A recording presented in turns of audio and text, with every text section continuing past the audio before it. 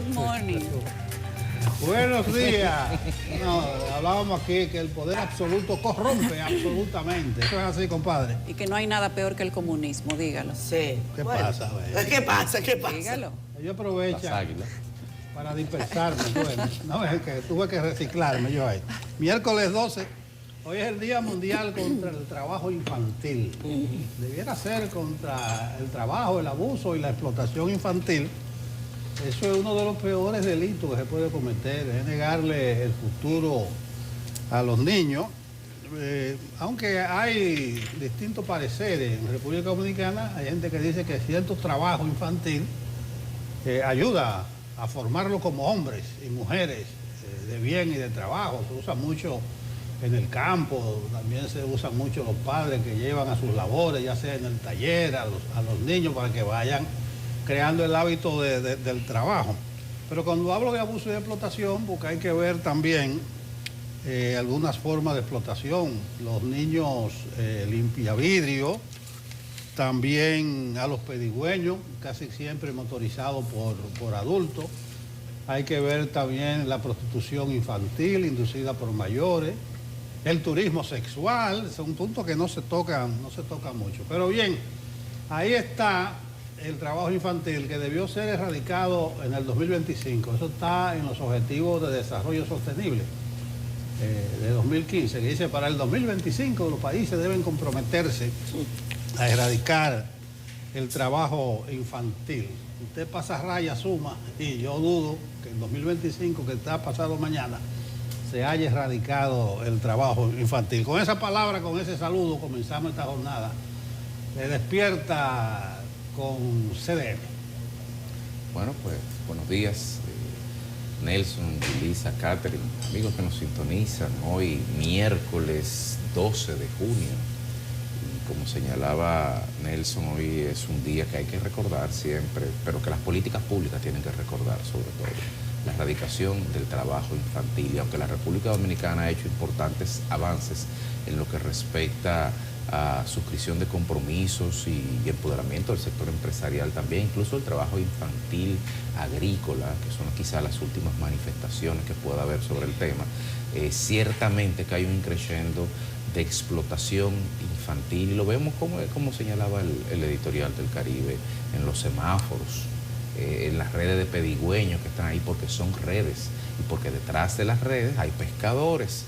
Entonces hay tareas pendientes ahí para poder erradicar con esas mafias de trata y explotación de menores, y ni hablar de la explotación sexual comercial que se comete aquí contra menores de edad, dominicanos y de otras nacionalidades, sobre todo en puertos, en puntos turísticos importantes. Y como todos los días, pero sobre todo hoy, recordando con mucho afecto a aquel pastor etíope del siglo VIII, Caldi, que fue el que descubrió el café, porque si ese hombre no descubre eso, yo no sé ni siquiera cómo íbamos a arrancar el día.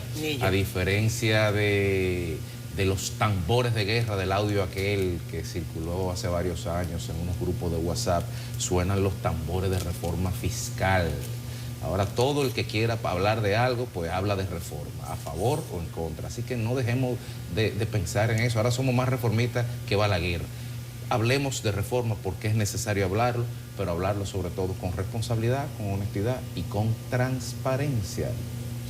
Bueno, buenos días Federico, buenos días Yulisa, Nelson, a toda la audiencia de Despierta con CDN. Ropita ligera porque hace calor. Hace calor en República Dominicana y estamos lejos del verano. El tema de la factura eléctrica lo vamos a abordar hoy. Sepan que de eso se habló y mucho, del tema eléctrico en el almuerzo, en la entrevista, que también sirve como, bueno, al revés, es el almuerzo el que da marco a la entrevista, pero está reseñado además en el periódico El Caribe, los ejecutivos del Consejo Nacional de la Empresa Privada, presidente, vicepresidente y también tercer vicepresidente, ¿cierto? Primero vicepresidente, tercer vicepresidente y el presidente. Y el presidente, ahí está. Nos acompañaron en el programa, así que los invitamos a ver esa entrevista un poquitico más adelante. El señor Celso Juan Marrancini, el señor Brache, Julio Brache, y también estuvo con nosotros Roberto Herrera. Con ellos conversamos sobre lo que todavía está como una nube, ¿no? este tema de la reforma fiscal que todavía no tiene necesariamente un documento firme. Han circulado profusamente varios documentos, ninguno de los que usted ha visto tienen el tuétano todavía. Evidentemente es una receta, hay que ajustar aquí, hay que ajustar acá, hay algunas que son más ambiciosas, otras que son pues más específicas. Hay que esperar aún. Hay una declaración del señor Antoliano Peralta sobre el particular de la reforma fiscal. Él es el encargado de llevar adelante ese concierto, en el buen sentido de la palabra, para ver cómo se lleva adelante y si se logra pasar el proyecto de reforma constitucional que deberá ser antes convocado a través de un llamado a ley para la constitución de la Asamblea Constituyente. Nelson, dime. No, pasa que anoche estuve hablando con Antoliano, precisamente antes de entrar al programa del Yanesi. Y no solamente reforma fiscal, Federico, pon en agenda reforma constitucional. No, reforma constitucional, claro. Un clavo y pasado. las demás. Eso va a traer problemas. Sí. Porque Antoliano dice, bueno, vean la entrevista en el programa de Yanesi, Sí. que hay que tocar el artículo 124, quieras o no, sobre la forma de elección del presidente de la República. Eso tendrá que ser Y cuando se convoca a la Asamblea Revisora, eso es autónomo. Soberano. Eso es libre y soberano. Ahí puede meterse ahí no hay discusión, Nelson, sobre eso. Pero véalo, porque hablé algo con Antoliano anoche. Y el gobierno está en eso. Él va a tirar eso. Dice que nada más echarle un vistazo al artículo 124 y lo del Ministerio Público Independiente. Pero una cosa... Quitarse eso de arriba y que el Ministerio Público lo elija otra gente. Nelson, pero no es... hay claridad desde el punto de vista de la interpretación sobre si la Asamblea Revisora no debe circunscribirse absolutamente a lo que se le llamó para ser modificado. O sea, no hay una discusión sobre ese particular. A mí no me queda totalmente claro. La Asamblea es soberana. Es soberana, ya. Le somete una reforma que diga que para ganar las elecciones tiene que ser con el 40% o una diferencia de 10 entre el primero y el segundo, y la Asamblea dice no, el 50. El 50 más 1. Bueno, como hicieron con Peña. Miércoles 12 de julio. El tema de las reformas sigue siendo, empezó a ser y va a seguir siendo quizás el tema más importante de la opinión pública. Y no solamente la reforma, porque la gente cree que es solamente una reforma. Hay más de una reforma que se van a plantar sobre la mesa, pero ha dicho el mismo gobierno que va a empezar por la reforma fiscal. Y por supuesto todo el mundo ha empezado a tocarse los bolsillos, la preocupación ha aflorado y no hay paz. Y creo que no la habrá hasta que no se ponga ese proyecto sobre la mesa y empiecen a abrirse los cielos sobre cuáles van a ser las áreas que tienen que estar más alerta. Justamente, como decía Catherine, sobre eso tenemos información hoy con el CONEP. La plana mayor del CONEP visita CDN y conversa sobre los tambores de reforma fiscal y dan su parecer. ¿Qué entienden ellos que se debe incluir y qué no se debe incluir? Han dejado algo muy claro, y es que no puede haber reforma si no hay cumplimiento del pacto eléctrico, que dijo el mismo presidente del CONEP, que fue aprobado por todo el mundo, y lo dijo así mismo. Eso lo aprobó todo el mundo, eso ahora hay que cumplirlo.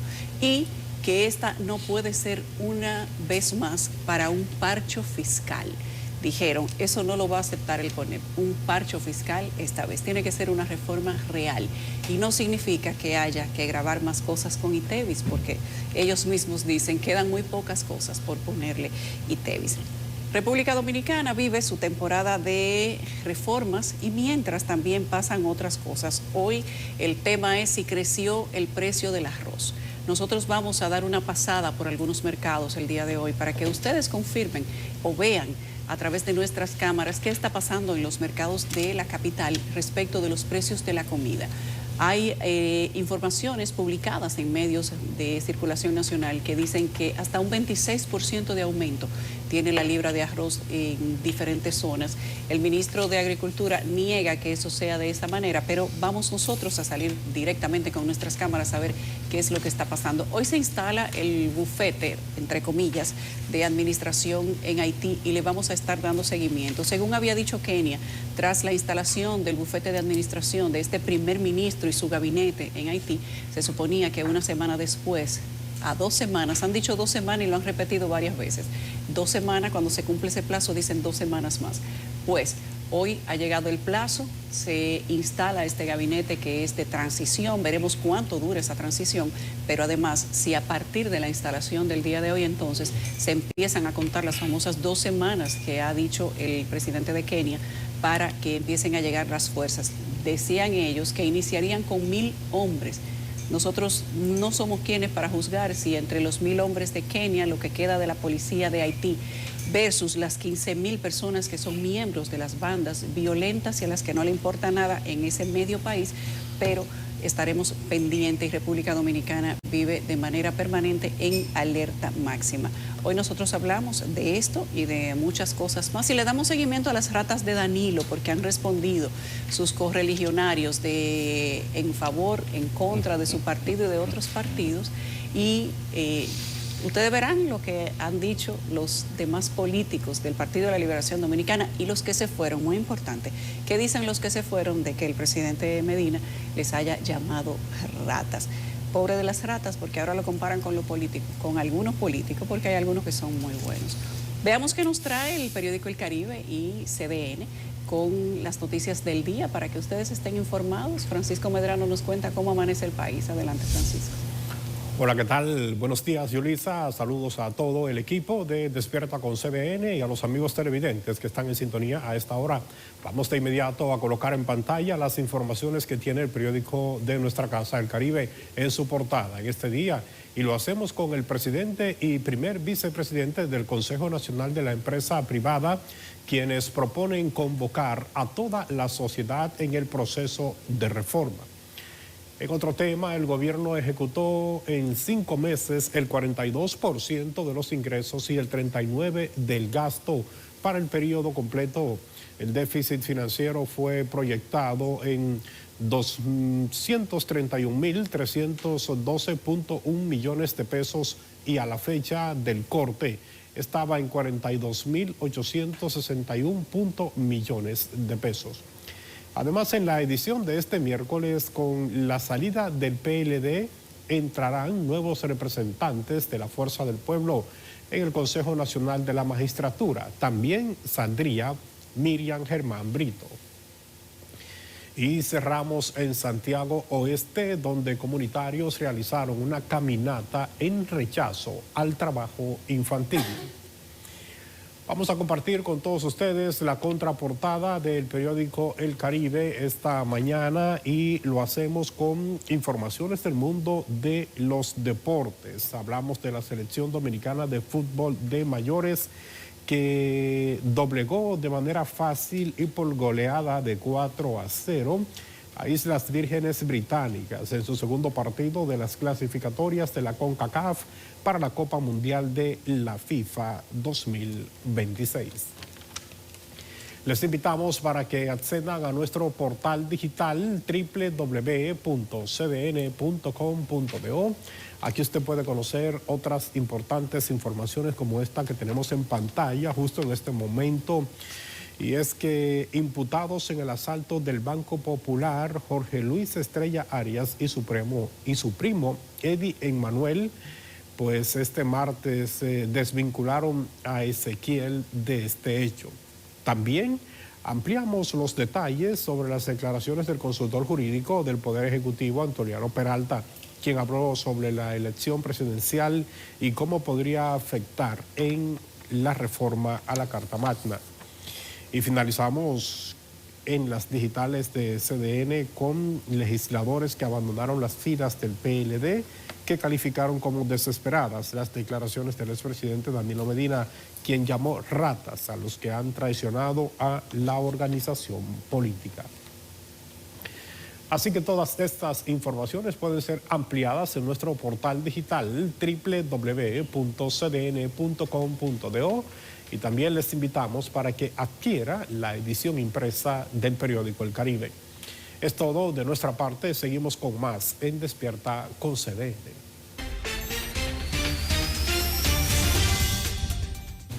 Vamos con Jim Suriel y el reporte de meteorología válido para hoy y para mañana también. Jim. Muchísimas gracias, muy buenos días. Vamos a continuar en República Dominicana bajo los efectos de la nube de polvo del Sahara. Es el quinto día bajo la influencia de estas partículas africanas que han establecido un ambiente muy caluroso en todo el territorio nacional y han disminuido las precipitaciones importantes. Así ha transcurrido en los últimos días con escasas precipitaciones y así seguirá durante las próximas 24 a 48 horas. Esto a pesar de que hay una onda tropical pasando al sur de nuestra región. Algunos aguaceros podrían desarrollarse esta tarde y esta noche, sobre todo hacia la cordillera central, hacia el norte y hacia el noroeste, pero no serán precipitaciones de importancia porque el polvo del Sahara limita el desarrollo de estas precipitaciones significativas. Mientras tanto, será para mañana que ya la nube pueda empezar a disminuir en nuestra región, dejando algunas partículas todavía hasta el viernes. Y así seguiremos hasta el fin de semana con algunos chubascos en el transcurso de la tarde por los efectos del viento húmedo. Pero también dimos seguimiento a un disturbio atmosférico que ahora se encuentra en aguas del Atlántico después de haber generado precipitaciones torrenciales en gran parte de Florida. Podría desarrollarse como una depresión durante los próximos días, pero no es amenaza para República Dominicana. Estas han sido las informaciones. Pero ahí está mucho calor, por lo de Sahara, mucho calor. Ayer tuve una dermatóloga por aquí que hizo las recomendaciones del lugar, señores.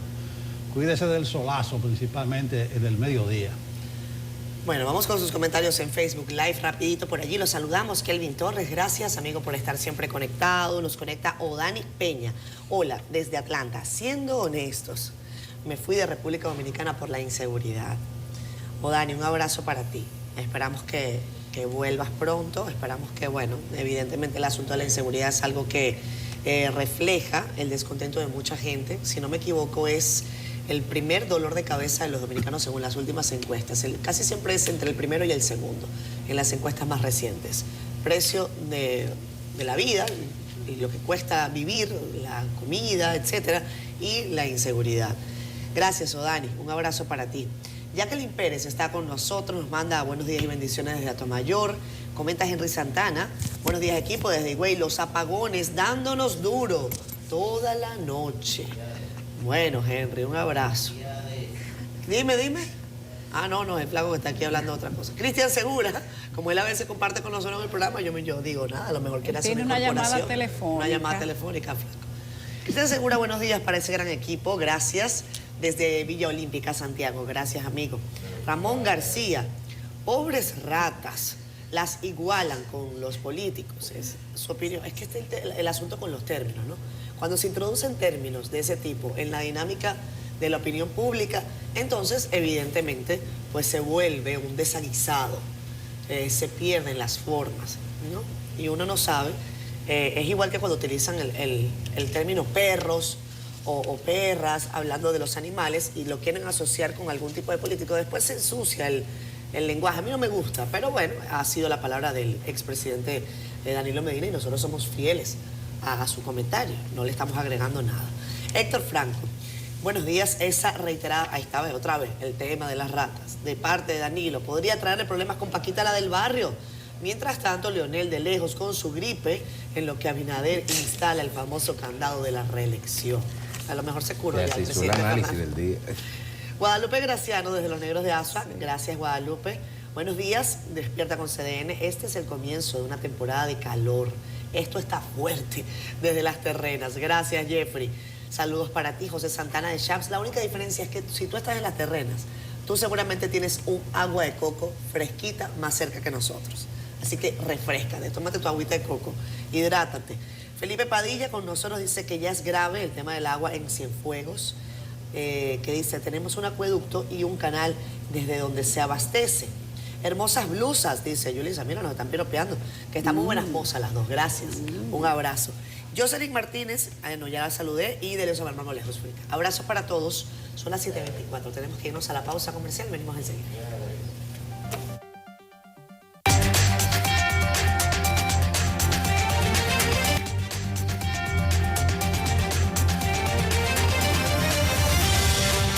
La reforma constitucional vuelve a ser el centro de los debates entre los legisladores luego de que la presidencia revelara que será uno de los primeros asuntos a discutir tras la renovación del mandato a partir del 16 de agosto. Como ustedes saben, ahora solo se habla de reforma, a pesar de que son aproximadamente 17 reformas.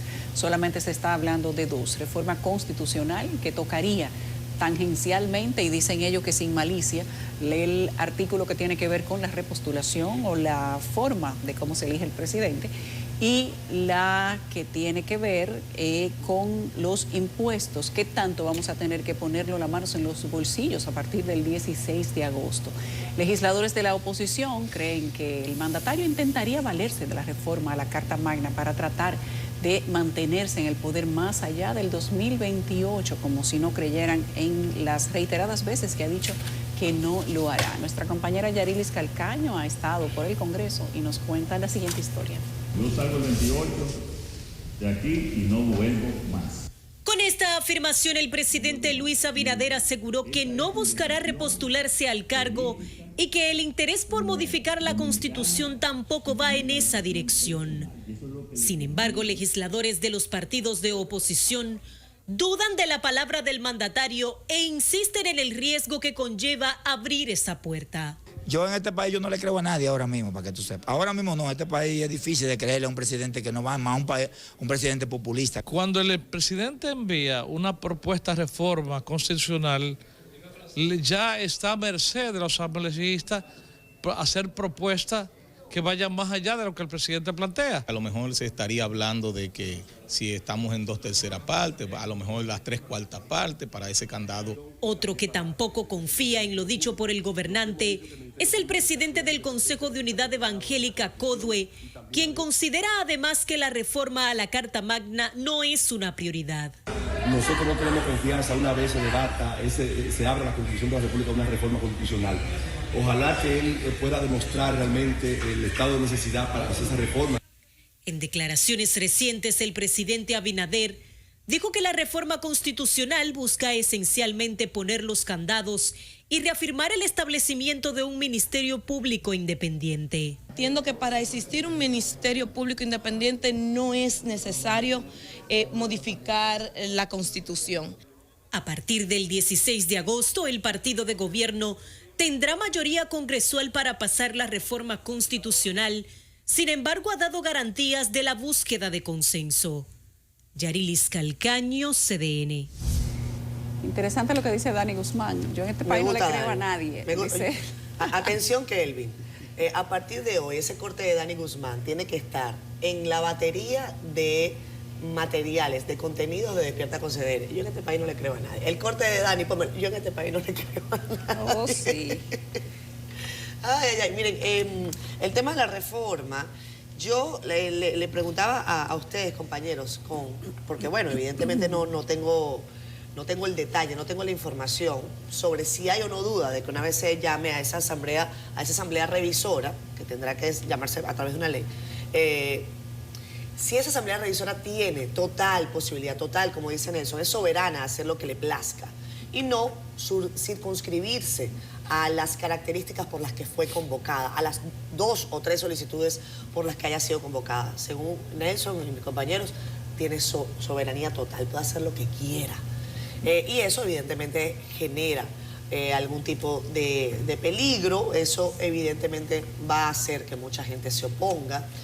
Yo no sé sobre la pertinencia de empezar este cuatrienio hablando de reforma constitucional cuando hay otras reformas que son importantes para la sostenibilidad del país y que van a requerir unos consensos que pueden ser dinamitados de entrada por esta llamada reforma constitucional. El pleito está echado, ya la Fuerza del Pueblo lo ha dicho. Ojo, que en el Congreso, tal y como decía Yarilis Calcaño, a partir del 16 de agosto, el PRM tiene posibilidad total de hacer lo que quiera, tiene la llamada supermayoría, pero el presidente Abinader ha insistido en el asunto del consenso. Yo no sé si ese consenso que ha tenido el presidente Abinader en sus primeros 4 años vaya a tener exactamente las mismas características en sus últimos 4 años, si le creemos que no va. Podría haber algún cambio, pero no sé, es algo que todavía tendrá que escribirse, es demasiado temprano para aventurarnos, pienso yo, a dar algún tipo de opinión certera sobre lo que pueda ocurrir en los próximos días. Mira, el derecho constitucional no es pétreo y está es en constante construcción y evolución sobre la base de las posiciones doctrinarias y la jurisprudencia locales e internacionales. Sí. Entonces, para cada opinión, para cada situación habrá una opinión diferente. De si la asamblea es autoconvocada, porque ella misma es la que promulga la ley, promulga, no crea la ley de convocatoria de la asamblea. Ahora, de si es soberana completamente y puede ir más allá de lo circunscrito explícitamente en la ley de convocatoria. Exacto. Esas son discusiones. Yo entiendo que la asamblea es la máxima expresión de la soberanía, aunque nuestra constitución, y específicamente en el artículo 272, demuestra también que la asamblea, que no es más que otra expresión de una concreción más reducida del verdadero poder soberano, que es el pueblo. El 272, que me parece era lo que decía Antoliano ayer en algo que vi de Yanesi, hablaba de la necesidad de hacer un referendo aprobatorio cuando la reforma verse sobre derechos, garantías fundamentales, procedimientos de reforma instituidos en esta Constitución, y en ese caso el referendo aprobatorio convocado por la Junta Central Electoral, una vez votada y aprobada por la Asamblea Nacional, debe ser aprobado por el pueblo esa modificación. O sea, debe haber un referéndum. Exactamente. Pero la ley de referéndum, perdón, no está durmiendo en los laureles desde el 2012. No está. Entonces, requerirá de la ratificación de la mayoría de los ciudadanos y ciudadanas con derecho electoral en el referendo aprobatorio convocado por la Junta. Entonces, primero hay que aprobar la ley de referendo y entonces pasar después al tema constitucional. Entonces, ahora, el tema es la pertinencia, la viabilidad o el timing político. Pongamos todo eso. Ahora, Abinader ha sido coherente. Abinader, en los primeros meses de su gobierno, también habló de esto. Sí. O sea, él ha sido reiterativo y muchas personas entienden, y entre ellas yo, que digo, pero tú no tienes que poner un candado en la Constitución. Lo que puede ser un candado también puede ser un lazo. Porque hemos visto en otros países de Sudamérica y de Centroamérica, ahí mismo un presidente en Guatemala que casi no se pudo juramentar porque un fiscal se la puso en China. Sí. Entonces, vamos a poner las cosas al tamaño que son. En esa independencia, ¿no? No, y un presidente en El Salvador, perdón, Nelson, que acaba de modificar su constitución, que tenía supuestamente candados. 6 candados. Tenía candados suficientes para que ningún presidente pudiera ir más allá de su periodo, y teniendo una mayoría calificada, teniendo gran parte del Congreso bajo su control, entonces simplemente modificó todos los candados. No hay tal situación pétrea en la Constitución que no se pueda modificar con un Congreso a su favor. Mira, yo no sé, aquí la clase política instala temas, bueno, en este caso el Ejecutivo, que yo creo que no son ninguna prioridad. Eso de modificar la Constitución, el artículo 124, de que para blindarlo, para hacer un candado, para hacerlo más difícil de modificar, eso no es del día, ahora mismo del día. Hay que la urgencia política. O sea, y además una Constitución, deben ser, atención Milton Ray, como 18 o 20 leyes que faltan pendientes. La de referéndum es una de ellas. Cuando menciona Milton Ray es que estábamos haciendo un ejercicio en el Caribe y no nos dicen exactamente cuánto es que faltan. Eran que 20 y tanto, que faltan 18, dicen más, pero ni siquiera hemos hecho. Además, lo del Ministerio Público Independiente, bueno, se evidencia que no es independiente nada cuando tratan de hacerlo ahora independiente. Pero más me iría yo por el Ministerio de Justicia. Eso es una ley, eso no es constitucional, pero eso aportaría más, porque el problema de nosotros no es el Ministerio Público. El problema de nosotros que es el endamiaje judicial completo. El Poder Judicial. El Poder Judicial completo. Entonces, si vamos a reformar, vamos a preocuparnos por ese tipo de cuestión. Pero ni modo. Los PLDistas, creo que son 13 diputados que tienen. 13, 14. Ellos lo primero que van a plantear es quitar el transitorio que inhabilita a Danilo. No, porque se cae solo. Se cae solo. Bueno, es otra discusión. Ese transitorio es transitorio a esa Constitución del 2015. Exactamente. El transitorio dice que el presidente de 2016 al 2020 no puede aspirar. Claro. Ese fue el candado que le pusieron a Danilo. Sí. Entonces, los PLDistas van a quitar eso. Entonces, probablemente se habilite a Danilo. O sea, para cerrarle el paso a la repostulación, van a habilitar a un presidente que ahora mismo no puede ir. Pero donde voy es que eso de reforma, eso no es prioritario, presidente. Eso no es una necesidad. La gente no está viendo eso para comer, para vivir su cotidianidad, para trabajar en el asunto del alto costo de la vida, de la inseguridad, y además de toda la legislación, de todas las leyes que están pendientes ahí. Yo no lo veo como una prioridad, pero ni modo. la clase política es que está en facultad de hacerla. Pero recuerden, cuando se habla de una cosa pública, por de abajo se siguen tejiendo más, o sea, se amarran. Esa cosa llega amarrado. ¿Qué cambios se le van a hacer? Yo no sé. O tal vez el presidente Abinader lo que quiere es blindarse ya la Constitución para su propia gente. Sí. Para que no aparezca un Trujillito que se habla. Sí. Entre los que están en la línea de sucesión. Un pichón. Eso no es prioridad. Que hablan de 28 aspirantes dentro del partido de gobierno. Sí, pero ahí... y apenas se está empezando. Ni siquiera se ha juramentado por segunda vez el presidente de la República y ya hay, se habla de 28 personas dentro del partido de gobierno aspirando. No, hay es 10, que hay 15, candidaturas 20. con más y menores posibilidades en este momento, pero hay 28 personas con interés. Interés puede tener el pueblo entero, señores. Sí. Todo el mundo quiere ser presidente. Es más, usted que no está viendo en su casa probablemente diga en reiterativas oportunidades, yo quisiera ser presidente. Si yo fuera presidente, Federico dice reiterativamente, en mi gobierno, todo el mundo puede querer ser presidente. Sí, pero que tú estás el problema es que yo creo la posibilidad con aspiraciones. No, aspiraciones. Y hay gente que aspira arriba. Potable, creo que hay 3 nada más. Hay gente que aspira a presidente de la República para amarrarse con una diputación. Lo que pasa que y además para su currículum, expresidente. Aspirante a la presidencia. Eso ya es otro título. Eso es un título dentro de tu currículum. Yo aspiro a alcalde pedáneo, honestamente. ¿En tu gobierno? No, en este. Mire, lo que pasa es que estar dentro de un partido político, haber estado en la administración pública, tener formación política y que además tu partido sea quien está en el gobierno y encima de eso tener una estructura dentro de ese partido te separa inmediatamente del resto de personas que podrían tener una vocación o una intención. Por eso, cuando decimos que hay 28 personas contadas dentro del Partido Revolucionario Moderno con supuesta intención y además la mayoría de ellos administrando la cosa pública, eso te da características distintas. Faltan 4 años, pero desde mitad del primer periodo de gobierno empezaron a darse cuáles eran las aspiraciones que tenían líderes, porque son líderes dentro de ese partido, personas jóvenes, prácticamente todas, que han venido estableciendo su carpintería. Algunos tienen estructuras heredadas, otras construidas, pero las carpinterías están ahí, las estructuras están ahí. Y veremos cómo ese partido va a manejar las aspiraciones sin que esto signifique una detonación interna para ellos en los 4 años siguientes, porque el país tiene que continuar y el gobierno tiene que administrar la cosa pública, los impuestos de la gente y la continuidad de la administración del Estado. ¿Qué va a pasar con todo eso? Es interesante ver cómo se pretenden manejar, quizás con acuerdos. Entiendo que por eso se ha llamado desde el principio a los aspirantes, por eso el presidente de la República ha dicho que desde el principio va a ser un mediador, que va a ser un garantista de que todo se dé de una manera ordenada dentro de ese partido. Ojalá y sea de esa manera, pero todo lo que se dé en esa modificación constitucional, si llega a darse, pueden aprobarla de una manera individual porque tienen una mayoría calificada, tienen la mayoría del Congreso de ambas cámaras. Sin embargo, eso no significa que lo haga de una manera completamente legítima porque tendría que haber un pacto social que es obligatorio para la tranquilidad del país.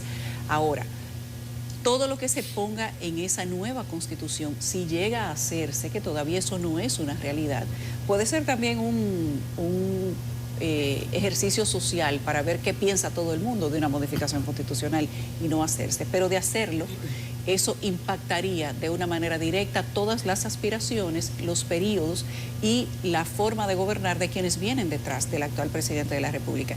Es interesante ver lo que va a pasar no solo en ese partido, sino en los demás, porque modificando la Constitución en este momento se declina, se elimina cosas transitorios que se han puesto en constituciones anteriores, como decía Federico. La prohibición que tiene Danilo Medina de que no podía, el presidente del 16 al 20 no puede aspirar nuevamente, eso queda relegado. Entonces, ¿qué pasaría con Danilo Medina? ¿Podría? ¿Tú no viste la recita de él dictando la declaración? Sí. Bueno, ya te lo dije. Entonces, no es simplemente que le vamos a pasar por arriba al artículo de la forma de gestión y de la forma de aspirar a la presidencia. No es solamente eso, eso es un eufemismo, eso es simplificar a un discurso prelingüista lo que se quiere hacer con la Constitución. Hay que decir las cosas como son, cuáles son los artículos que se van a modificar y de qué manera eso va a impactar en la política nacional si es que llega a hacerse. Y además, si se abrirán los juegos del hambre dentro de los partidos políticos. El Partido de la Liberación Dominicana tiene que ir pensando cuál va a ser su candidato a la presidencia, que no sea alguien que divida más, que detone más y además que hunda más. Ese partido sacó un 10% prácticamente de los votos de toda la gente que fue a votar. En el partido de gobierno tienen que empezar a ver de qué manera lo van a hacer, de forma tal que no queden todos enemigos. Y en el partido del presidente Leonel Fernández, por hablar de los grandes, entonces tienen que decidir si él va a aspirar toda la vida hasta que Madura caiga o si habrán otras personas que podrían ir sacando la cabeza. Y en los partidos chiquitos, bueno, tendrán que ver también qué van a ir haciendo y de qué manera una modificación constitucional toca, aunque sea tangencialmente, la actividad y el futuro de todos los partidos políticos. Entonces no es una discusión sencilla. Bueno, finalmente yo creo que reducir la reforma constitucional a un artículo es hacer una caricatura de la Constitución. Lo que hay es que prestigiar la Constitución de la República y hacer que se aplique la Constitución. Miren este ejemplo. El defensor público dice que el artículo 176 de la Constitución dice que toda persona tiene derecho a un abogado. Y dice que hay 24.700 presos que dependen de la defensa pública del Estado. Sí. Que a él le faltan entre 400 y 500 defensores públicos para poder atender a los reclusos, a los internos que no tienen con qué pagar un abogado. Un solo defensor público le asignan hasta 100 casos. Hasta 100 casos. Y el artículo 176 dice que toda persona tiene derecho a un defensor público si tú no puedes pagar un abogado. Entonces vamos a hacer cumplir la Constitución, vamos a prestigiar la Constitución, vamos a enamorarnos de la Constitución de la República. Pero eso yo digo, pero ni modo, ahí está. Bueno, hablando de los Juegos del Hambre y de otras cosas que han ocurrido no solamente en el PRM, sino también en el PLD, porque el rifirrafe de ahora en el PRM, que nosotros lo dijimos el día después de la elección, hablando de todos los proyectos, aspiraciones, también se ha dado en la acera del Partido de la Liberación Dominicana, aunque ahí los liderazgos funcionan de una manera distinta, pero en el PLD también hay gente que aspira a ser presidente más allá de Danilo Medina y eso es evidente.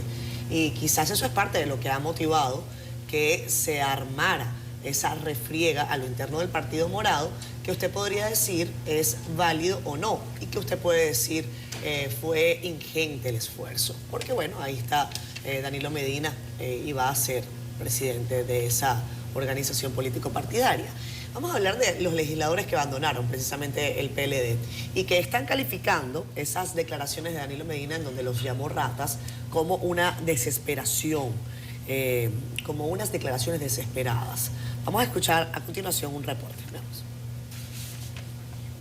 Los legisladores que renunciaron al Partido de la Liberación Dominicana aseguran que Danilo Medina habla desde el dolor y la desesperación al tener una organización política que luego de estar en la cúspide ha quedado relegada a un tercer lugar. Consideraron que el presidente del PLD lo que debe hacer es replantear lo que sucede a lo interno del partido en lugar de buscar culpables. Porque Danilo está hablando con un dolor interno, porque verdaderamente él decía que si el partido que quedara en un tercer lugar era un partido que estaba destinado a su desaparición y justamente el PLD quedó en un tercer lugar y él tiene que hablar con ese dolor. Yo creo que buscar la derrota o el 10% en esa forma no es lo correcto. Ellos tienen que ver qué ha pasado, por qué se han desconectado del electorado.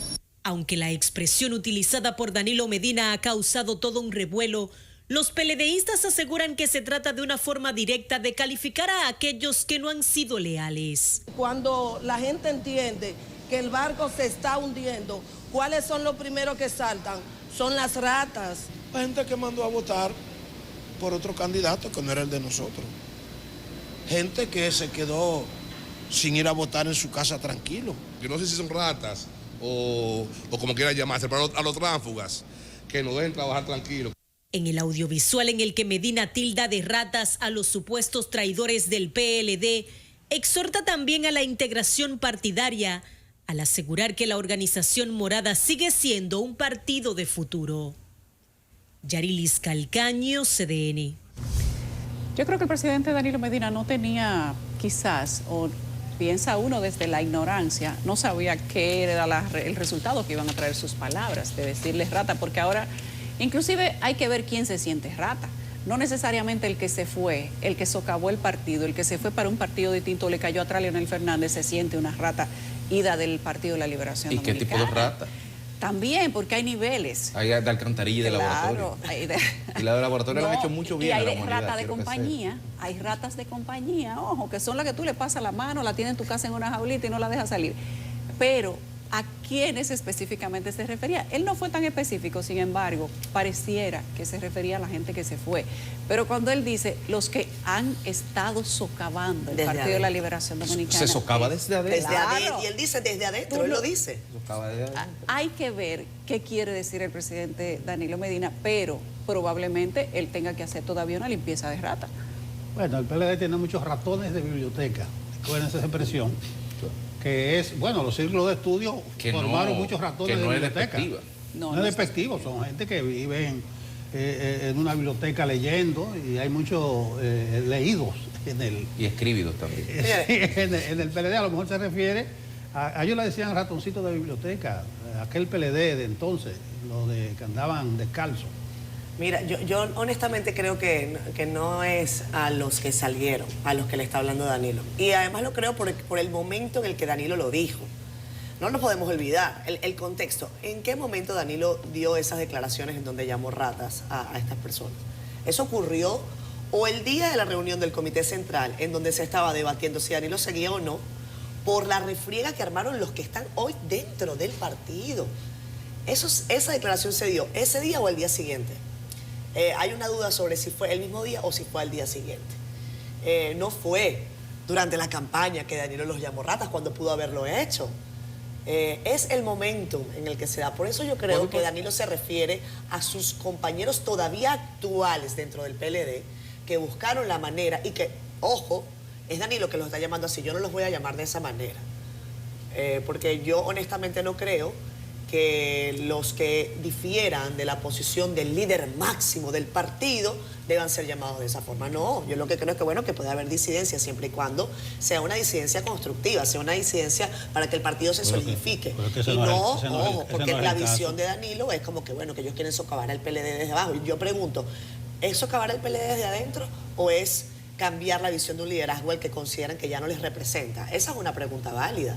Y creo que debe ser respondida. Y no creo, siento que además no honra al expresidente de la República y al actual presidente del PLD llamar de esa manera a unos terceros, así como que les está mandando mensajes. No, ojalá que esa discusión se dé y que se admita algo que durante mucho tiempo en el PLD se perdió, que era el espíritu crítico para ver que no necesariamente tenían la verdad absoluta, por mayor liderazgo y mayor historia que usted tenga dentro de ese organismo partidario. Mira, yo no creo que sea una expresión para limitar la disidencia. Es un sinónimo de tránsfuga, ¿entiendes? Incluso tú vas a ver que a partir de ahora le van a llamar rata y no tránsfuga a lo que se vaya. Y él tiene que estar dolido, él está hablando del dolor de su alma. ¿Tú no viste uno de Santiago, lo gordo y colorado que se ve, de lo que Rollizo. se fueron? Rollizo, se ve, rollizo, le fue bien. A la gente de Santiago que se fueron le fue muy bien. Le fue muy bien haberse ido de ahí. Entonces ya no son tránsfugas y no ratas. Ahora, hay una situación muy particular en el PLD que se esperaba que el domingo en la reunión del Comité Central se dieran algunas disidencias, pero realmente los vientos corrieron en otra dirección y probablemente alguna persona que tiene disgusto con los actuales dirigentes tuvo que quedarse callado en ese momento. Sí. Miren, probablemente. Danilo el domingo tenía una camisa azul celeste con una chaqueta negra y en el video tiene una camisa a rayas moradas. ¿Fue el día siguiente? O sea, fue el día siguiente. Fue el día siguiente. A rayas blancas. Pero lo cierto es que hoy es miércoles y hoy estamos hablando de eso todavía. Sí, entonces, eso no es casualidad, porque nada en Danilo en materia política puede ser casualidad. Casualidad será si hacemos el locrio de chivo o de cerdo en la casa de Danilo. Pero de las declaraciones que él le da a quien se la da, a un grupito de jóvenes, alguien me estaba contando, un grupo de jóvenes del PLD, o sea, y se editó y se colgó y se sabía la reacción que tendría, el sectarismo que tendría, la repulsa, la adhesión. A lo interno del PLD me cuentan que hay gente que está alegre con esas declaraciones, porque ha hecho un vibrato a lo interno del partido. Hay una... Pero un hombre que no hablaba que ahora quiere ser influencer, claro que hace vibrar cualquier ahorita cosa. sacar una cuenta TikTok se volverá tiktokero también. Que es el líder Está bien, pero máximo que de tiene ese que grupo. recuperar Entonces, la realidad la moral es del partido. que los fines políticos que él perseguía, él lo ha logrado, que de cara con esa declaración. Hoy es miércoles, estamos hablando de eso, y se va a pasar el miércoles entero hablando de eso. Y todo el mundo, las ratas de adentro o las de afuera, estarán hablando de eso. Y bueno, que se incorpore o no eso, su origen Pacoredo, eso es normal, su líder lo usaba. En política, sobre todo en política estalinista, hablando del camarada Stalin, que Dios tenga en su gloria, deshumanizar al enemigo es el primer paso de la exterminación. Usted tiene que, ya no es gente, ya no es compañero, es rata. Es Listo, rata. y le podemos pasar el rodillo por arriba.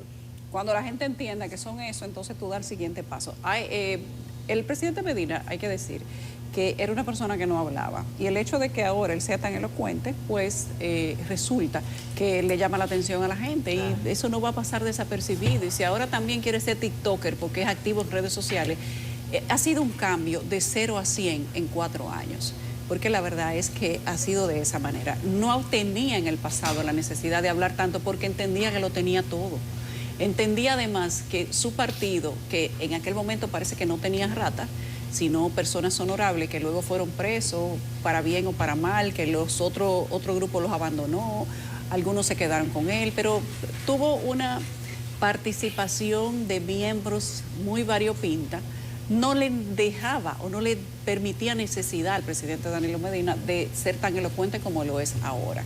Se ha quedado ahora sin el poder, sin los que se lo hacían todo, sin algunos medios que repetían como papagayo todo lo que él decía, y lo hacen ahora y lo han hecho en el pasado con todos los presidentes. Y se ha quedado solamente con los que querían quedarse con él por filiación, por lealtad, por cariño, por lo que fuera, por familiaridad, por amor a su partido, por cualquier cosa. Pero esos son los que se han quedado. Entonces, yo creo que él tiene razón de sentir dolor. Él cruzó su Sinaí y llegó al Jordán. Claro, es que ya él llegó a su Everest.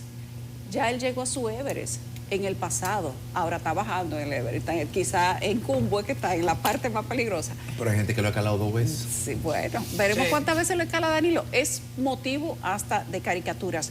Hay 2 caricaturas de Cristian que yo quiero que ustedes las pongan. 2 días, señores, tenemos hablando de las ratas de Danilo. Yo creo que ya hay que darle descanso a Danilo y a las ratas. Y yo quiero que producción ponga, porque han involucrado a un tercero. Ahora dicen, miren, eso es Danilo dándole cobazo. Y en la siguiente dice que no es un flautista, sino 2 lo que se le han llevado las ratas al pobre Danilo, que son el PRM y el Partido Fuerza del Pueblo. Entonces, presidente Medina, yo creo que ni usted sabía, o quizá lo sabía, mírenlo ahí. Pero lo que pasa es que hay muchas ratas, eso es lo que pasa, son 2 flautistas y mucho que traer y muchos roedores. Ni él quizás había medido el impacto que iba a tener escuchar una palabra así. Yo le digo que han habido 2 frases del presidente Danilo que a mí me han llamado mucho la atención, porque ese no es él. Porque naturalmente él es una persona que habla poco, que dice cosas estructuradas, aunque quizá no con mucho conceptualismo, diría Leonel Fernández, pero digamos que es una persona normal, en cierta medida correcto. Pero ahora se le ha ido un poco la mano, lo de la maldita maldición y de que todo lo que se fueron son unas ratas. Sí, porque con la R que la habla sureño al fin. Pero bueno, veremos cuál será la tercera frase de Daniel. El asunto es que se está hablando de eso varios días. Sí, claro. Yo estaba recomendando aquí bueno. una serie de Netflix de Hitler y los nazis, La maldad a juicio. Y hay una parte cuando comenzó la campaña agresivísima contra los judíos, que José Goebbels decía, hablemos de eso, instalemos ese tema hasta el cansancio, de que hay que terminar, lo que son malos, que entonces, estratégicamente, en esa lógica y en la lógica de muchos mercadólogos, que Danilo esté instalado en los primeros planos, por bien o por mal, es una buena... Ojo, y que se haya salvado del intento de golpe de Estado. Y además que recibió el espaldarazo del Comité Central, de la mayoría, con una ovación de pie. O sea, para que se quede como líder. Va ganando terreno. Pero hay otro tema también que inquieta, no tanto como la rata. El comerciante de detallistas se pusieron a decir ayer que el saco de arroz de 100 libras ha subido hasta un 60%. Inmediatamente el Limber Cruz, el ministro de Agricultura, salió al paso. Eso es tremendismo. Eso no es verdad, aunque dejó entrever como que ha habido cierto aumento del arroz, pero 60%, dice Limber. No. Francis Zavala, nos habla de los funcionarios que ayer en una rueda de prensa saliéndole al paso a estas declaraciones, además que hay mucho rum de que están subiendo muchas cosas característicos de las etapas previas a las reformas fiscales y tributarias. Claro. Que hay gente que se pone adelante. La vacuna. Pero del gobierno dice que garantice el abastecimiento y que no es verdad que el saco de arroz de 100 libras haya subido un 60%. El gobierno no controla la especulación y a propósito de eso, Limber Cruz e Iván Hernández explicaron que los precios del arroz son monitoreados constantemente. Que cuando una gente hace una denuncia irresponsable de que el arroz subió 60% o que el plátano va a subir, entonces la gente empieza a especular y se incrementa, se adiciona una demanda inexistente porque la gente está comprando para guardar. Que ahora que dicen que el arroz va a subir un 60%, no hay ninguna situación hasta hoy que indique que va a subir un 60%. Está todo bajo control, están los programas funcionando. El ministro de Agricultura y el director del Instituto Nacional de Estabilización de Precios negaron que el gobierno tenga prohibido los permisos de importación, como han denunciado algunos sectores. Entre esas dos importaciones se suman aproximadamente 1 millón de quintal, que es algo menos que el consumo nacional, que es de 1.2 millones por mes. Usualmente hay una Comisión Nacional Arrocera, que nos reunimos también de manera periódica y ahí se determinan las importaciones que se van a traer sobre una mesa transparente. Estas declaraciones fueron ofrecidas durante el anuncio de un censo agropecuario a nivel nacional, el cual será realizado desde el 10 de junio hasta el 10 de agosto con el apoyo del Banco Interamericano de Desarrollo. El sector agropecuario en República Dominicana ha cambiado mucho. ¿Qué no cambia hoy en este mundo? En los últimos 30 años se han visto cambios fundamentales. Los productores se han especializado en sectores donde pueden competir mejor. Han aparecido nuevas oportunidades, nuevos mercados. El Registro Nacional de Productores Agropecuarios, RENAGRO, cubrirá unas 1.035 áreas agropecuarias identificadas en 29 zonas de las 8 regiones del país por medio de entrevistas a productores agropecuarios para conocer la realidad de sus parcelas y unidades de producción, cuyos datos preliminares serán presentados este año. El ministro de Agricultura informó que 1.600 técnicos estarán visitando todas las zonas de producción en toda la geografía nacional. Francis Zavala, CDN. Continuamos en Despierta con CDN. Nuestra entrevista de medios conjuntos de CDN y el Caribe esta mañana es con Celso Juan Marrancini, presidente del Consejo Nacional de la Empresa Privada, y con Julio Brache, primer vicepresidente del Consejo Nacional de la Empresa Privada, CONEP. También la presencia de Alvarelis Familia, nuestra directora de CDN. Bienvenidos, buenos días, ¿cómo están? Muy buenos días. Muy buenos días y gracias por permitirnos estar en este prestigioso programa. Muy buenos días a todos los televidentes y seguidores de este medio. Un placer estar aquí con ustedes. Bueno, buenos días, caballero. El gran tema, el de la reforma fiscal. ¿Cuál es el planteamiento del CONEP? ¿Cuál es la ruta que tiene establecido? ¿Y cuáles aspectos debe incluir? Bueno, usted entró sin mediación a uno de los temas, pero realmente se trata de varios temas y recientemente en un evento que sostuvimos en Santiago de los Caballeros, por primera vez en la historia, el CONEP celebró el Día de la Empresa Privada y del Empresario en Santiago, en el Cibao. Y tuvimos la oportunidad pues, de tocar algunos de estos temas que consideramos que son importantes para el futuro inmediato y a largo plazo también de nuestro país. El tema de la reforma fiscal, pues lo abordamos en el marco de un diálogo, de un pacto nacional, no solamente el pacto fiscal, sino que sea abordado de forma integral con la sociedad en el marco de un pacto de nación, donde podamos abordar temas tan importantes como fortalecer los ingresos del Estado, pero también tomar en cuenta seguir trabajando en la calidad de los gastos. Establecimos una serie de principios como por ejemplo que se aborde un sistema, un código tributario más ágil, que sea progresiva, que sea integral, que tome en cuenta también la Constitución de la República, que se tome en cuenta, en caso de ser necesario, la gradualidad en algunas de las medidas y que se aborde la evasión, la competencia desleal, el ilícito, todavía con más fortaleza y que también se tome en cuenta la calidad del gasto, seguir trabajando en la calidad del gasto, pero sobre todo dándole prioridad al déficit del sector eléctrico, que básicamente, como ustedes saben, radica en las pérdidas que tienen las distribuidoras, que hoy por hoy asciende a 1.5% del PIB.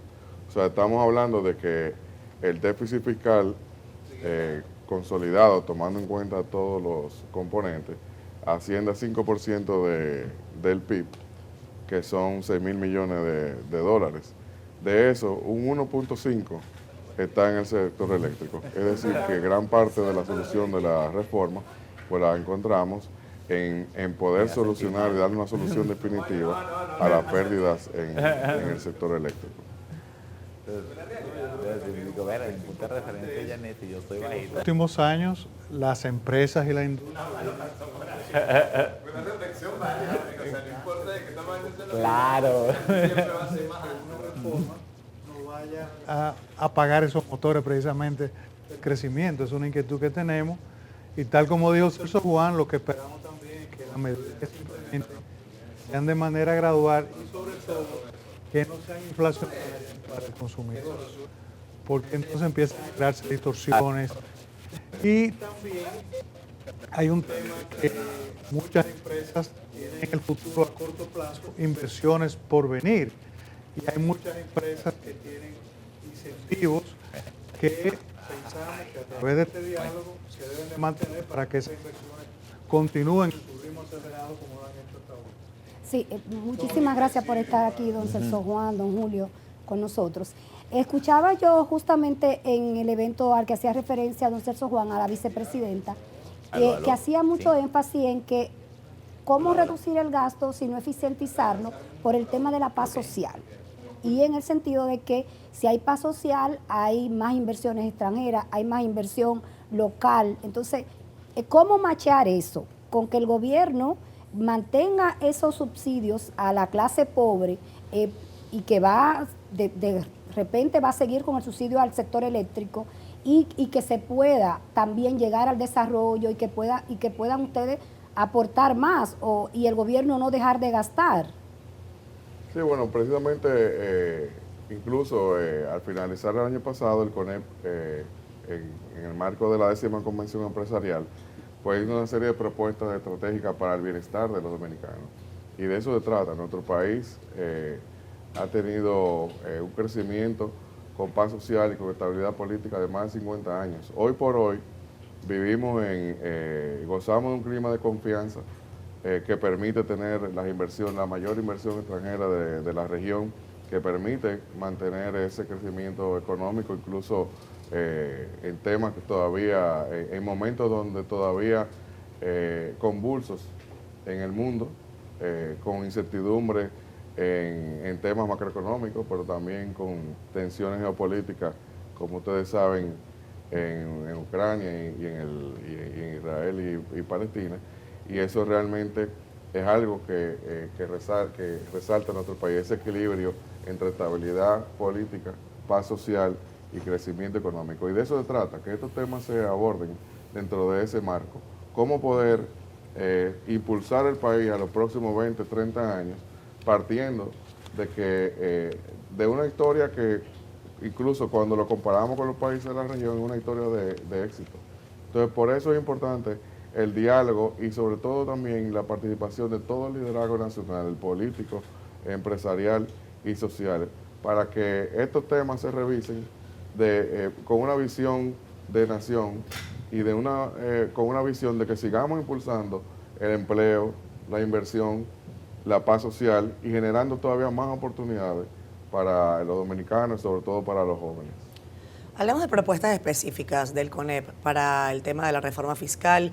Se habla de exenciones fiscales a algunos sectores que están particularmente desarrollados en República Dominicana y otros a los que podría pues cambiarle la situación. ¿Cuáles son las propuestas específicas que ustedes podrían avanzar? Y entendemos que tal vez ustedes tienen más información que nosotros sobre el contenido de esta reforma fiscal y cuándo podría darse.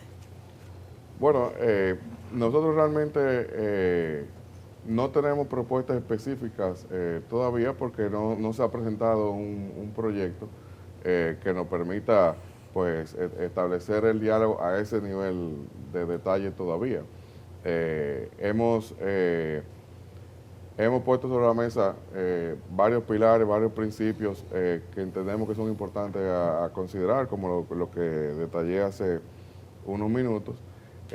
Y realmente pues el gobierno ha sido muy transparente informando cómo va el proceso. O sea, no hay un proyecto sobre la mesa todavía a discutir. Estamos en la mejor disposición de ir a diálogo y de hecho eso es lo que estamos planteando, que sea dentro de un marco de nación y de diálogo, que es lo que se está planteando. Ahí recalcamos que es importante que tomemos estos temas y lo veamos como una integración de todo el liderazgo político, social y empresarial, porque muchos de estos temas los venimos arrastrando desde hace años varios gobiernos. No se trata de un tema de este gobierno. Esto debe verse como una forma de aprovechar la oportunidad que tenemos, porque es una gran oportunidad que tiene el país dentro de ese marco de estabilidad política, social, con crecimiento económico. Podemos mejorar estos temas y impulsar el país a los próximos 20, 30 años a una historia de éxito también y darle más oportunidades y poder seguir trayendo inversiones y generando empleo. Entonces realmente de eso se trata, de que hay una serie de temas que se vienen arrastrando de varios gobiernos y realmente esta es una gran oportunidad para que se resuelvan. Por ejemplo, si vemos en el año 2012, para tomar un punto de referencia en el tiempo, hace 12 años, el déficit del sector eléctrico era 700 millones de dólares. Se hizo una reforma fiscal que aumentó la presentación tributaria por un corto periodo de tiempo y luego cayó esa presión fiscal. En el tiempo, si lo analizamos, pues hoy estamos otra vez revisando esos temas. El déficit del sector eléctrico es más del doble. Y la situación fiscal, en términos macroeconómicos, pues tiene las mismas debilidades que hay que reforzar. Evidentemente, el país pudo avanzar en esas circunstancias y pasamos la pandemia, y pasamos también todos los efectos negativos de la pandemia. Pero ¿qué hubiera sido si esos temas se hubieran abordado de una forma integral en ese momento y pudiéramos estar viendo otros temas? Además, el mundo, así como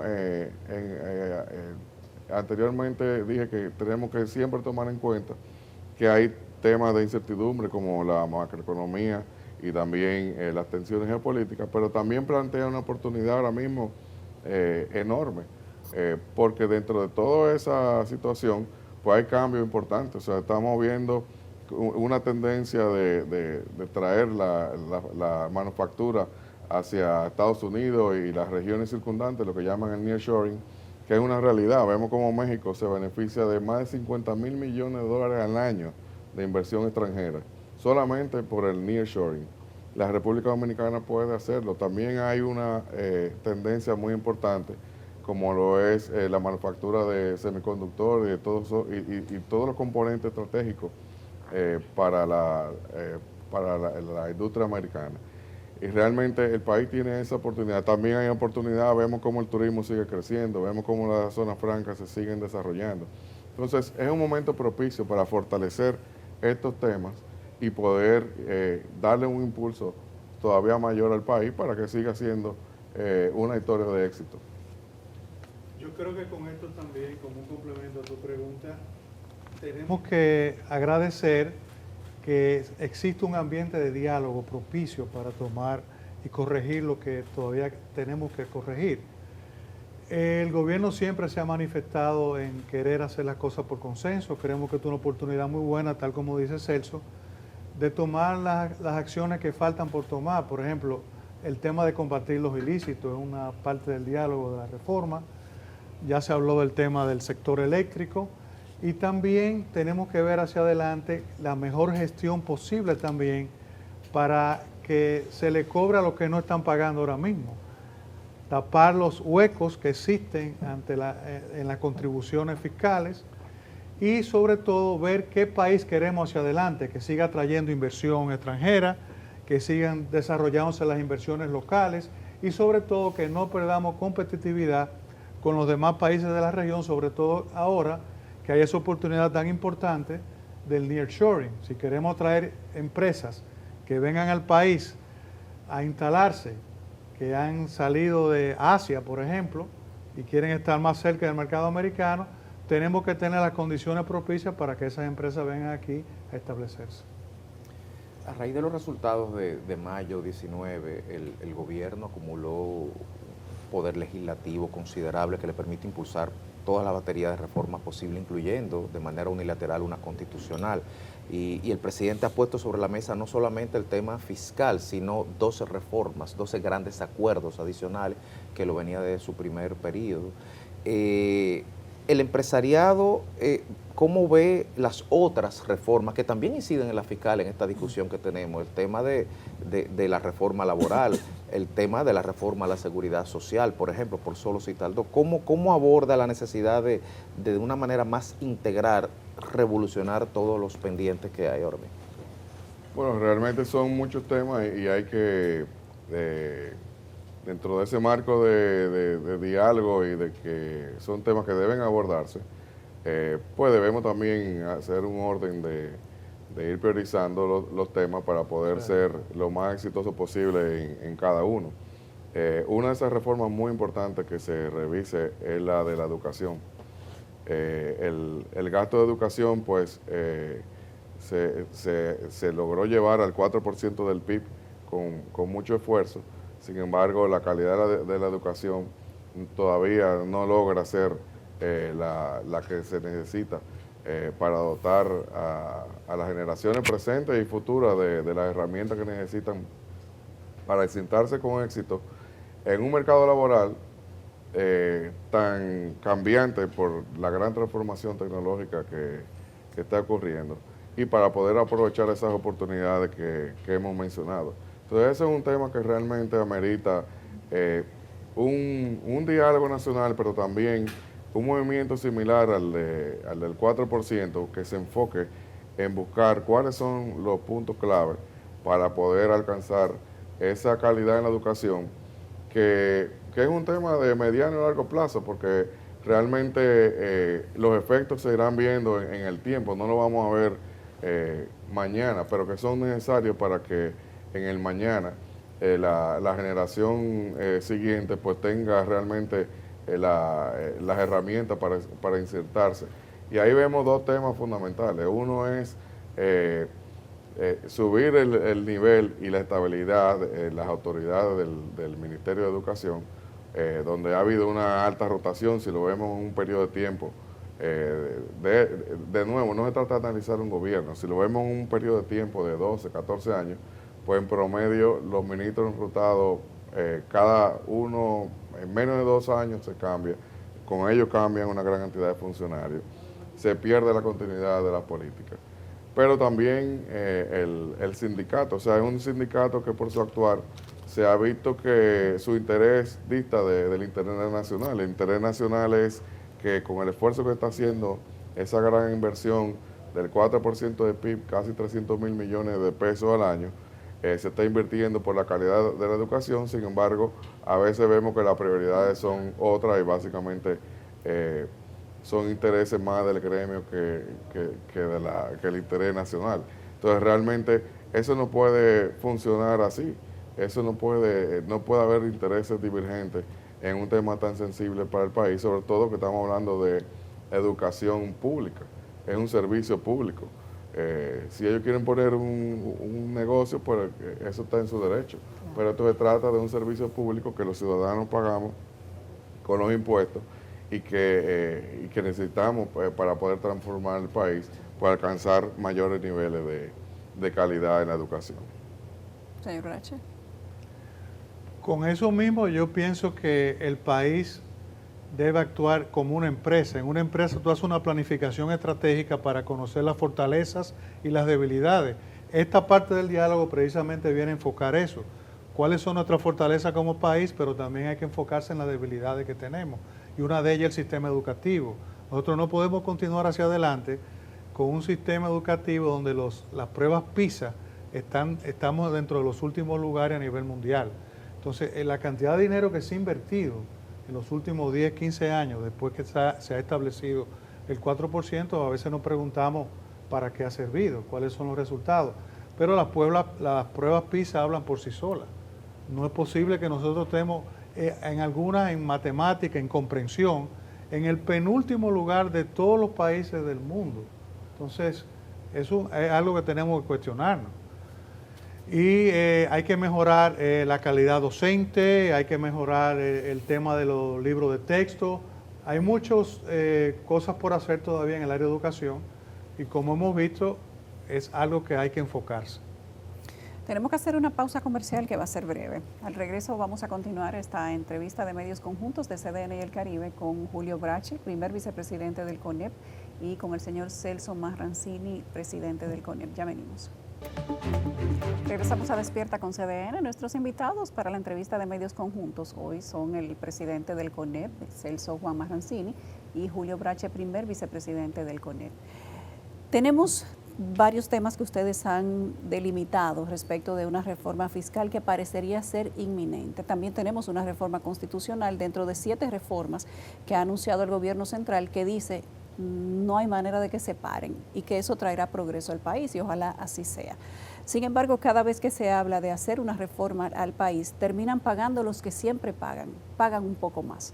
Pero los que dejan de pagar o los que hasta el momento dejan de pagar, que dice impuestos internos, que es un equivalente casi igual a lo que se paga como presupuesto del Ministerio de Educación, un 4% del PIB, termina quedando prácticamente igual. Y se reinventan y la cosa, pues digamos que se va acomodando en el camino, pero no se soluciona. ¿Tiene el CONEP alguna preocupación particular o sugerencia que entienda, llegado el momento, se sentará con las autoridades pertinentes cuando sean consultados para el equilibrio de esta reforma fiscal y que no paguen los que siempre pagan? Por cierto, en el CONEP están la mayor parte de los empresarios, que son los que pagan casi toda la nómina del sector privado, o sea que les impactaría de una manera particular. ¿Tienen alguna idea sobre eso? ¿Se ha conversado a lo interno del CONEP de qué manera tratar el tema de las evasiones? Si prefieren esperar que el gobierno plantee una solución, digamos que ejecutable, para que no sea la reforma fiscal un anexo de lo que se ha venido haciendo de manera permanente hasta ahora. Bueno, nosotros hemos estado trabajando el tema, varios temas, pero en particular en cuanto al tema de la reforma fiscal, hemos estado trabajando hace tiempo ya en sesión permanente, precisamente analizando todos los componentes de ese tema que realmente no es tan sencillo como a veces se discute, sino que realmente es complejo y hay que abordar muchos aspectos, no solamente analizar el gasto tributario, el gasto público, el tema eléctrico está estrechamente interrelacionado como lo hemos dicho, y por eso hemos planteado que lo que debe primar es no solamente el pacto fiscal, sino dentro de un plan de nación. Ayudar a que el gobierno pueda hacer una buena reforma fiscal que dé los resultados y que no pase, como el ejemplo que pusimos hace poco, de que si miramos 12 años atrás, pues se hizo una reforma fiscal donde tenemos el mismo problema, que hay un déficit fiscal, y también tenemos un problema en el sector eléctrico que hoy es el doble que hace 12 años. Entonces, esto hay que verlo con el nivel de diálogo suficiente, con la madurez suficiente, buscando también que participen los demás líderes políticos y sociales, porque de lo que se trata es de que estas situaciones se resuelvan. ¿Se opondrían ustedes como CONEP en una eventual presentación de una reforma fiscal o tributaria que no presente soluciones para el desvío, entre comillas, de los fondos a sectores que no presentan ninguna mejoría de 12 años para acá, como los que usted ha mencionado? Bueno, definitivamente eso es parte de lo que venimos propugnando, de que se aproveche esta oportunidad para hacer una buena reforma fiscal que promueva el empleo, la inversión y que siga impulsando el desarrollo del país y el bienestar de los dominicanos, que no se haga como se llama antes, un parche fiscal que realmente implique un retroceso. Y yo creo que el ambiente es propicio y las señales que ha dado el gobierno de diálogo y de llevar esto a un amplio diálogo, pues son propicias para que se den esas circunstancias y se pueda hacer una discusión de un buen pacto fiscal que promueva el desarrollo, y siempre van a encontrar el apoyo del CONEP y del sector privado en ese tema, porque nuestra prioridad es el interés nacional y el bienestar económico y social de los dominicanos. Sí, al principio el presidente del CONEP mencionó la actividad en Santiago por los 61 años de la institución. Yo creo que hay que reconocer al CONEP que se involucra en todos los problemas nacionales. Incluso, como está discurriendo esta conversación, hablamos de muchísimos otros temas, incluyendo el educativo.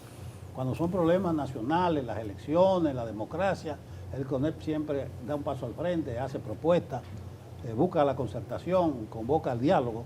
O sea que ustedes hacen un gran aporte a el nivel de desarrollo de la democracia y de la institucionalidad en la República Dominicana.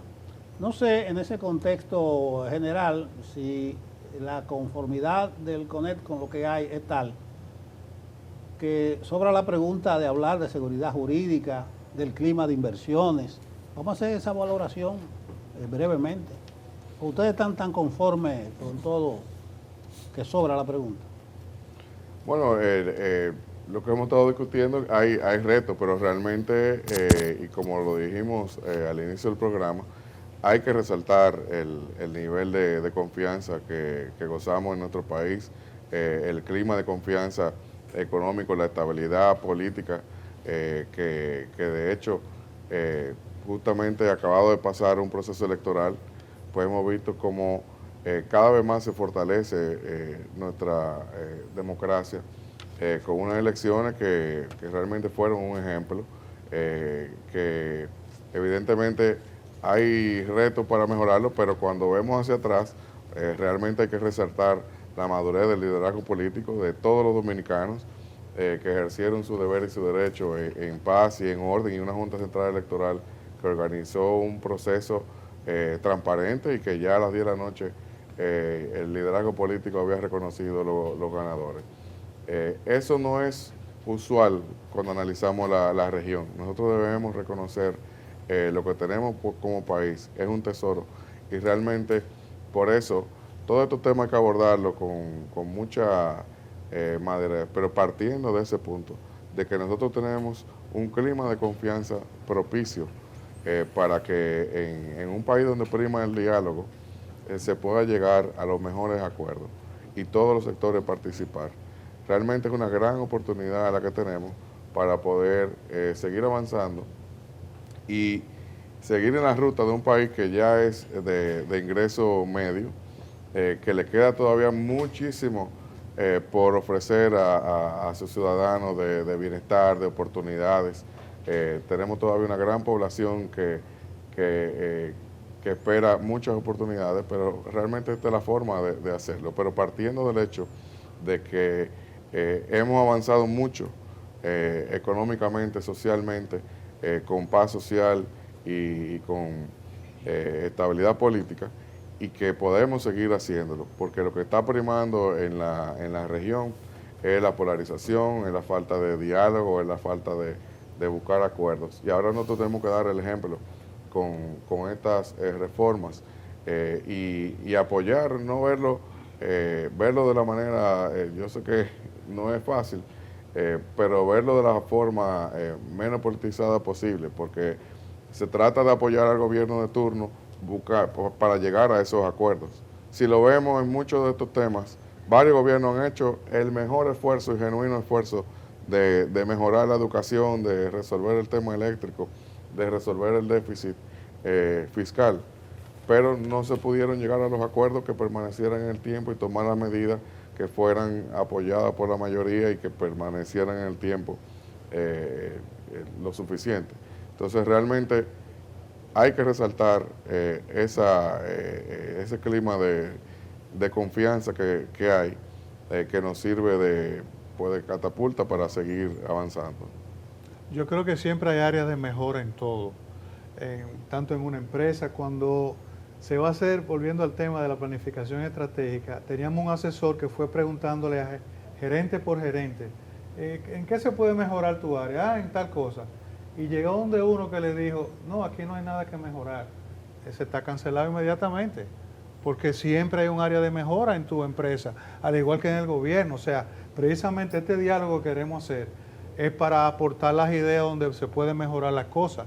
Déjame decirte que muchos planes de mejora fueron interrumpidos por el COVID y eso hay que retomarlo.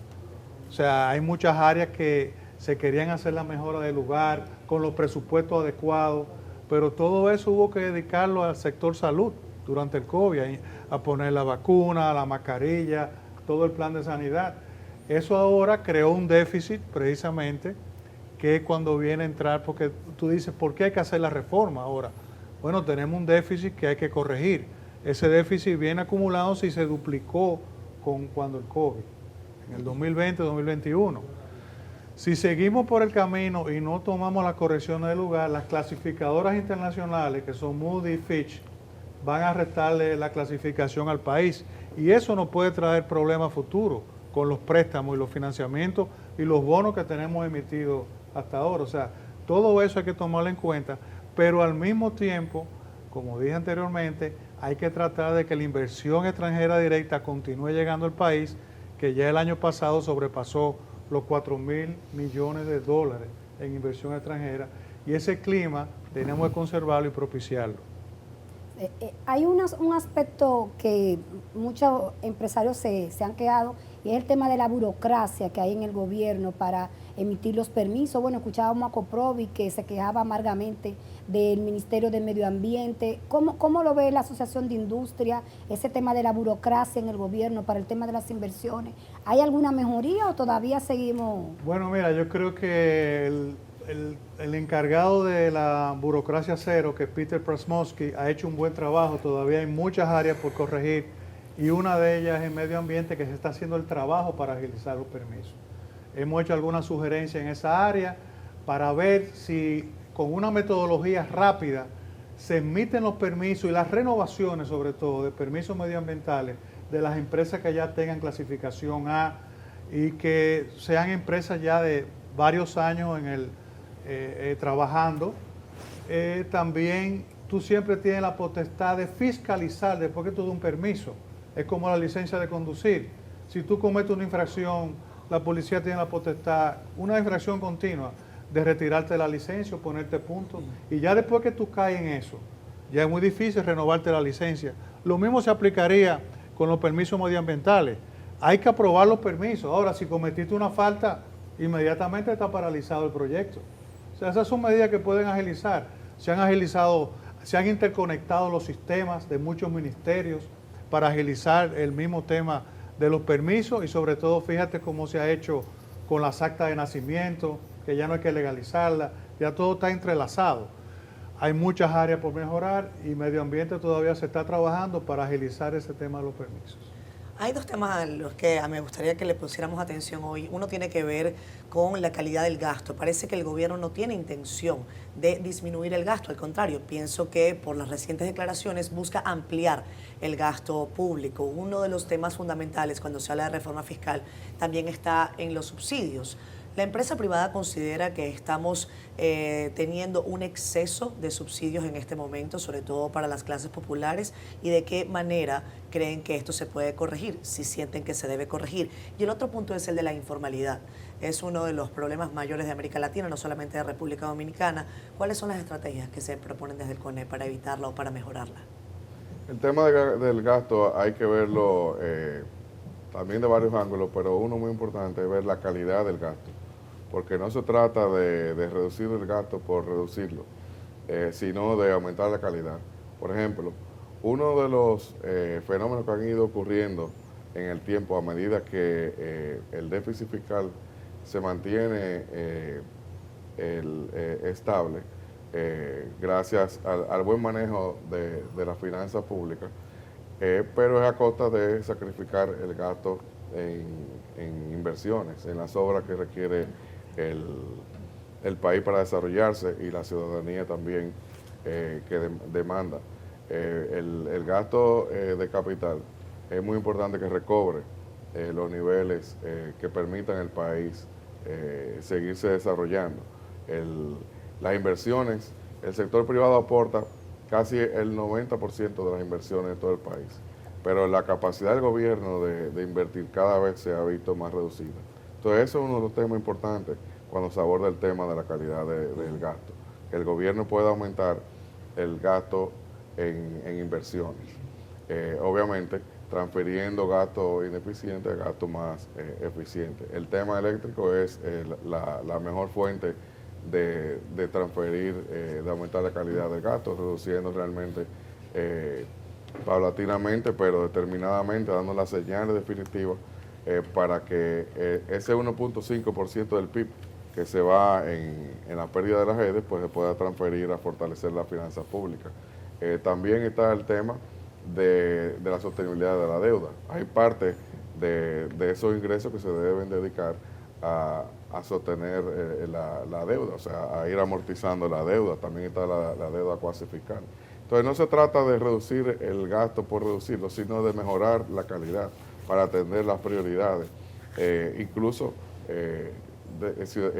prioridades que demanda la ciudadanía, como por ejemplo la seguridad ciudadana, la salud para trabajar con la atención primaria y seguir fortaleciendo la red de hospitales. Pero no se trata de aumentar el gasto y dejar las ineficiencias, sino es de aprovechar esa oportunidad que hay de transferir el gasto, de reducir donde no es necesario y pasarlo a esas prioridades. Y ese esfuerzo hay que hacerlo, porque realmente si vemos el déficit, como lo señalamos, que es 5%, eliminar el 5% son 6.000 millones a más de 300.000 millones de pesos. Realmente no hay reforma fiscal que pueda financiar eso. O sea que el esfuerzo tiene que venir del gobierno y obviamente de todos los dominicanos para poder mejorar estas situaciones, o sea, transferir el gasto público, priorizarlo en los temas que más necesita la ciudadanía, aumentar la inversión pública, reducir las pérdidas de las sedes y obviamente atender la sostenibilidad de la deuda pública y del déficit cuasi fiscal. La calidad del gasto debe ir enfocada a todo lo que crea empleo. Obra de infraestructura importantísimo, el gobierno mueve la aguja cada vez que hace obra de infraestructura, carretera, puente, túneles, metro, elevado, eso mueve la aguja y da empleo. Entonces ahí es que debe estar enfocado la calidad del gasto, en saber pescar, no date el pescado, sino toma la vara y pesca tú mismo. O sea, yo creo que ahí es que debe de enfocarse. Bien, gracias a Celso Juan Marrancini, presidente del CONEP, y al señor Julio Brache, primer vicepresidente del Consejo Nacional de la Empresa Privada, ambos. Qué gusto ha sido para nosotros tenerlos para hablar de este tema. Muchas gracias a ustedes. Muchas gracias a ustedes por dejarnos esta oportunidad. Vamos a una pausa y ya regresamos. Tenemos más en Despierta con CDN.